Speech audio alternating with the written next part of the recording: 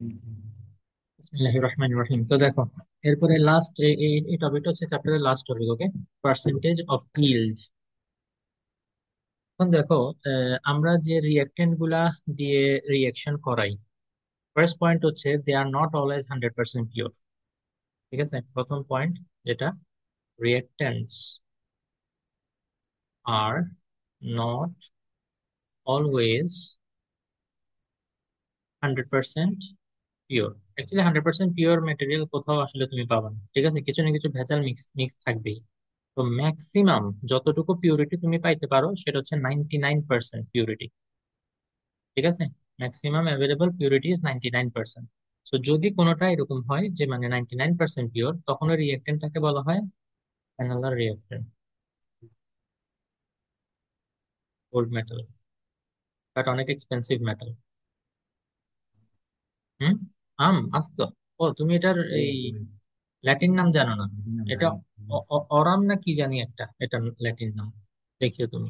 ঠিক আছে, এই যে সিলভারের এই সিম্বল কি, সিলভার না সরি, গোল্ডের সিম্বল এইউ না, এইউ দিয়ে কি একটা নাম, ওটা লাস্টে আম আছে। এটা মেটাল কনফার্ম। তারপরে সিলভার কি, এজি। আমার এগুলো সবগুলোর ওই কি বলে, ল্যাটিন নামটা মনে নেই, এগুলো ল্যাটিন নাম থেকে আসছে। Okay? আচ্ছা, এনিওয়ে, তাহলে দেখো, যদি ম্যাক্সিমাম পিউরিটি তুমি 99% পাও, তাহলে ওগুলাকে কি বলে, অ্যানালার বলে। এখন এই ইমপিউরিটি যেগুলো থাকে, চাইলে এই ইমপিউরিটি গুলাকে আমরা কি করতে পারি, পিওর করতে পারি। ঠিক আছে, ইমপিউরিটি গুলাকে দূর করে আমরা পিওর মেটালটা বের করে আনতে পারি। তো এটার জন্য বেশ কয়েকটা প্রসেস আছে যেগুলো তোমরা হায়ার লেভেলে করবা। এই নামগুলো শিখে রাখো, বিকজ নামগুলো যেহেতু তোমাদেরকে মেনশন করছে, তোমরা এই যে বইতে আছে কিন্তু তোমাদের এই নামগুলো। ঠিক আছে, তো এই জন্য এমসিকিউর জন্য আসতে পারে, এই কারণে আমি মেনশন করতেছি। দেখো, ক্রিস্টালাইজেশন এটা হচ্ছে একটা প্রসেস যেটা দিয়ে তুমি পিউরিফাই করতে পারো তোমার ম্যাটেরিয়ালটাকে। ঠিক আছে, দেন ডিস্টিলেশন, মুখস্থ করে ফেলো তো, এখনই মুখস্থ করে ফেলো। ক্রিস্টালাইজেশন, ডিস্টিলেশন, দেন ফ্র্যাকশনাল ডিস্টিলেশন। ফ্র্যাকশনাল ডিস্টিলেশন এটা আরেকটা। ঠিক আছে, ফ্র্যাকশনাল ডিস্টিলেশন আমি আবার লিখতেছি না just এটা। তারপর আরেকটা হচ্ছে ক্রোমাটোগ্রাফি, ক্রোমাটো। বুঝে গেছে বিষয়টা? এগুলা দিয়ে আরো এটসেট্রা আরো অনেকগুলো আছে, বাট এগুলা মেইনলি তোমাদের বইতে মেনশন করছে। ঠিক আছে, তো এগুলা মুখস্থ করে ফেলবা কি হিসেবে, পিউরিফিকেশন প্রসেস হিসেবে। এগুলার ডিটেলস তোমরা হাই লেভেলে করবা না। এই ম্যাক্সিমাম আসলে 99% পর্যন্তই যেতে পারবা, এর উপর 100% পুরোপুরি আসলে পিওর করা পসিবল হয় না। একটু ইম্পিউরিটি মিক্স থেকেই যায়। ঠিক আছে, তো ওটা অসুবিধা হয় না। তোমাদের যে টার্গেট, ওটার জন্য 99% পিওর ম্যাটেরিয়াল পাইলেও তোমাদের চলবে। কি বলছো, বুঝছো? Okay. আচ্ছা, তো তাহলে এখন দেখো, যেহেতু আমাদের এই যে রিয়েক্টেন্ট গুলো 100% পিওর হচ্ছে না, তার মানে থিওরিটিক্যালি আমরা ওদের থেকে যতটুকু প্রোডাক্ট পাওয়ার কথা, এখন ততটুকু কি পাবো? ততটুকু কিন্তু পাবো না। এই জিনিসটা কি তোমরা বুঝতে পারো? যদি 100% পিওর সোডিয়াম তুমি ইউজ করতা, তাহলে যতটুকু সোডিয়াম ক্লোরাইড পাইতে, এখন ওখানে যদি কিছু ইম্পিউরিটি মিক্স থাকে, তুমি কি ততটুকু সোডিয়াম ক্লোরাইড পাবা? পাবা না, তুমি তার থেকে একটু কম পাবা না? তো এই যে কতটুকু কম পাইছো সেটা তোমার বুঝতে হইলে তোমার কি বের করতে হবে, পার্সেন্টেজ অফ ইল্ড বের করতে হবে।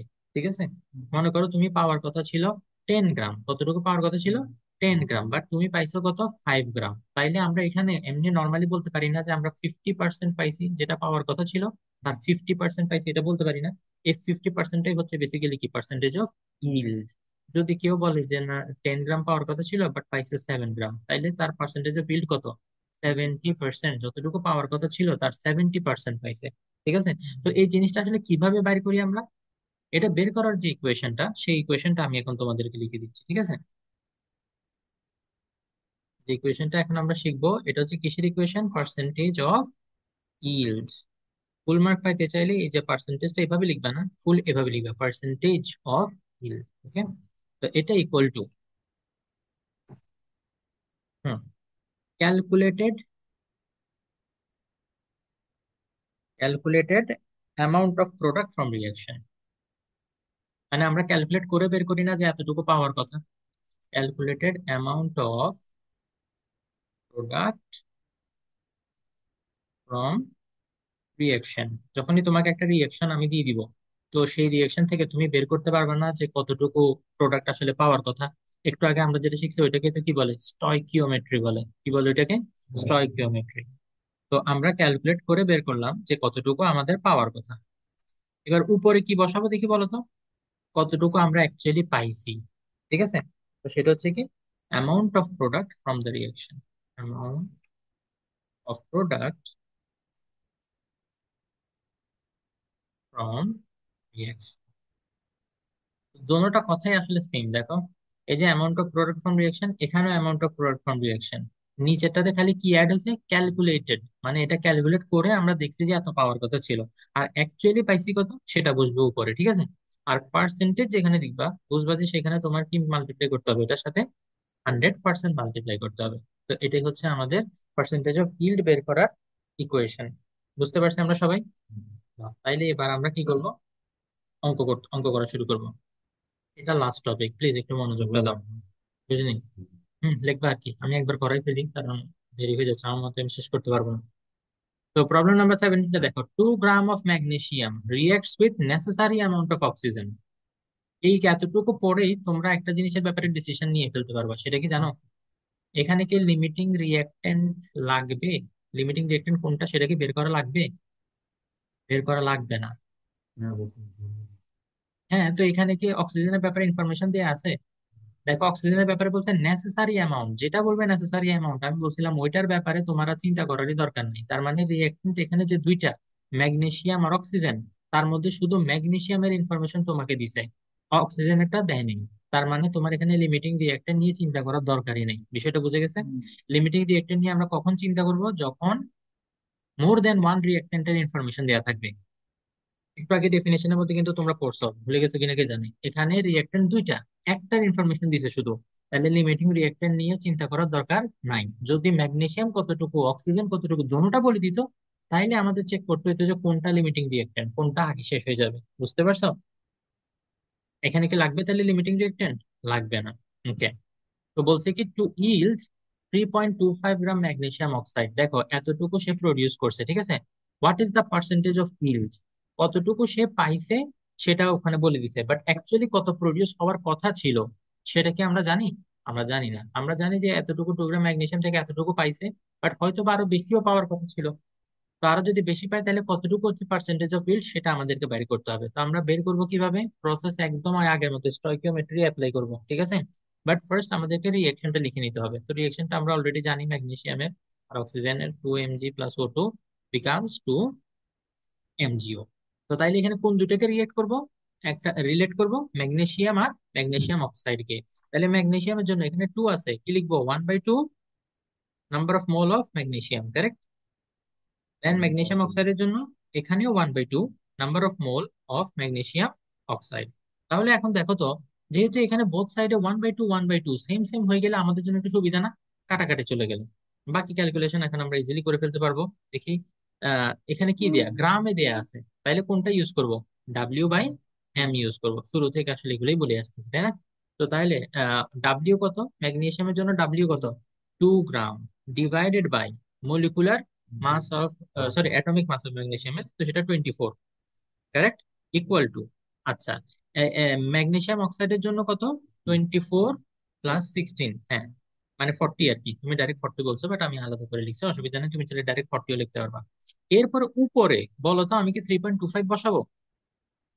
না, 3.25 তো তোমার পাওয়া গেছে, বাট অ্যাকচুয়ালি ক্যালকুলেশন থেকে কত পাওয়ার কথা সেটা আমরা এখান থেকে বাইর করতে হবে, বুঝতে পারছো?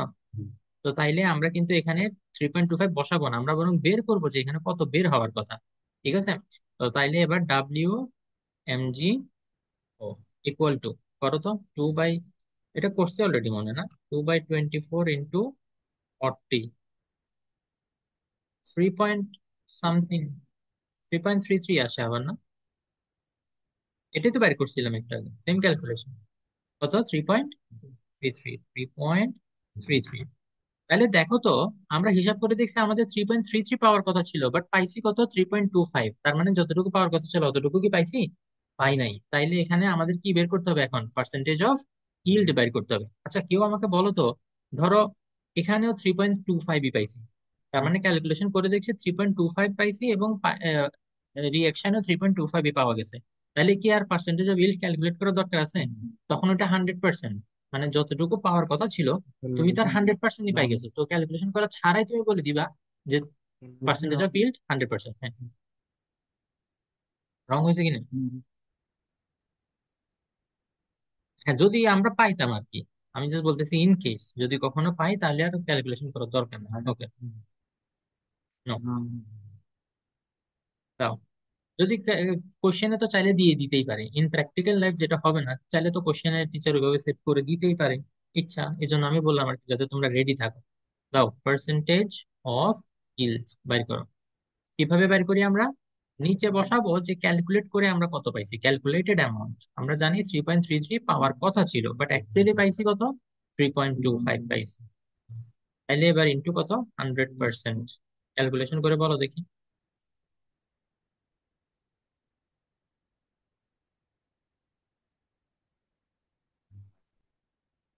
97.59%। তো এটা হচ্ছে তোমার পার্সেন্টেজ, তুমি যতটুকু পাওয়ার কথা ছিল তার 97% অলমোস্ট পেয়ে গেছো, ঠিক আছে। ওকে, তো এটা হচ্ছে আমাদের আনসার। বলো, কারো কোনো ডাউট আছে? আবারও বলতেছি, উপরে কতটুকু তুমি পাইছো সেটা তোমাকে দিয়ে দিল, হ্যাঁ, আর কত পাওয়ার কথা ছিল সেটা তুমি বের করতে হবে। এই দুইটাকে এবার ডিভাইড করে তুমি পার্সেন্টেজ অফ ইট বের করবা। ওকে, আজকে লাস্ট অঙ্ক, এই চ্যাপ্টারেরই লাস্ট অঙ্ক। এরপরে নেক্সট ক্লাসে আমরা ক্রিয়েটিভ সলভ করবো, হ্যাঁ। লিখা পরে আগে আমি পরের অঙ্কটাও করে ফেলি দেখি। আগে এটা করো। এই প্রবলেম নাম্বার 18। আসো, এটা এটা দেখে, এটা তোমরা করতে পারো নাকি দেখো তো। when heat is applied, এই যে হিটের কথা যখন বলবে তখন ওই যে রিয়েকশনটা লেখার সময় যে অ্যারো মার্ক দিবা, অ্যারো মার্কের উপরে এই সাইনটা দিতে হবে। মনে আছে কেমিক্যাল রিয়েকশন যে ক্লাসে পড়েছি ওখানে বলছিলাম।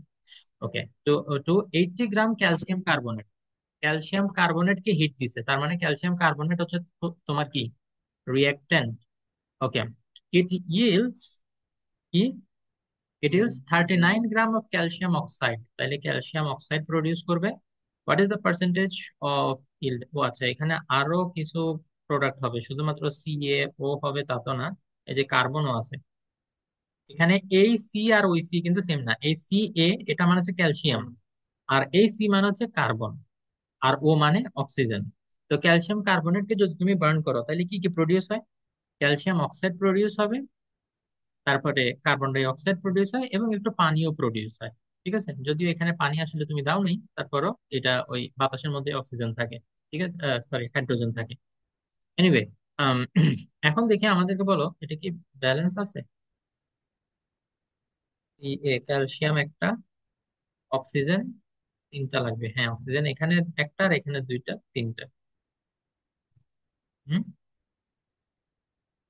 ওইটা তো পানি, এটা পানি হিসেবে চলে যাবে।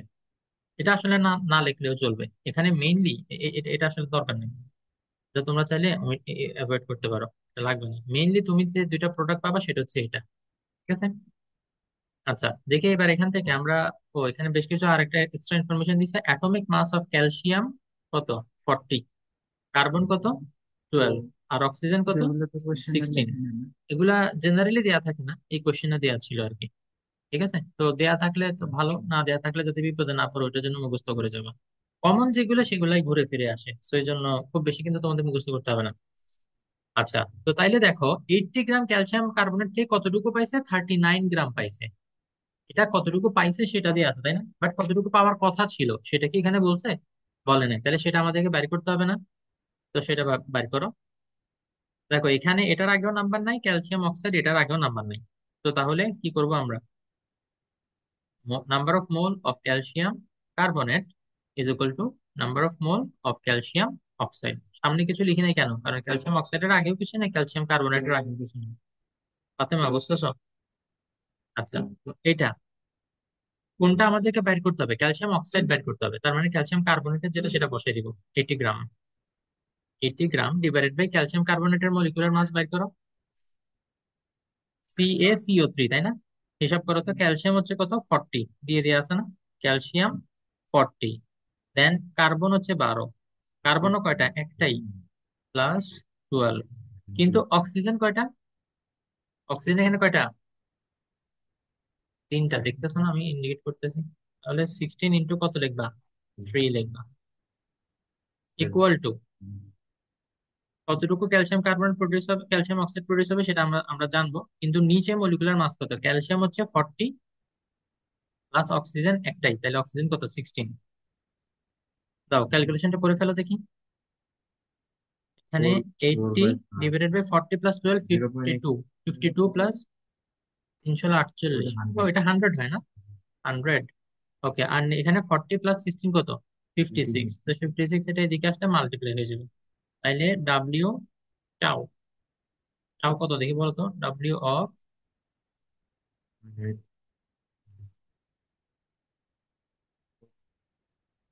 44.8 গ্রাম। তাহলে দেখো তো, তোমার পাওয়ার কথা ছিল 44.8 গ্রাম, বাট পাইছো কত? 39 গ্রাম মাত্র। তাহলে পার্সেন্টেজ অফ ইল্ড বের করতে পারবে না এখন? তাহলে দিন চোখ ব্যথা করতেছে নাকি তোমার? মাথা ঘুরাইতেছে? হ্যাঁ, ব্যথা করতেছে, আচ্ছা। 44.8 পাওয়ার কথা ছিল, বাট পাইছি মাত্র 39। তাহলে কত পার্সেন্টেজ অফ ইল্ড বাইর করে ফেলে এখন দাও।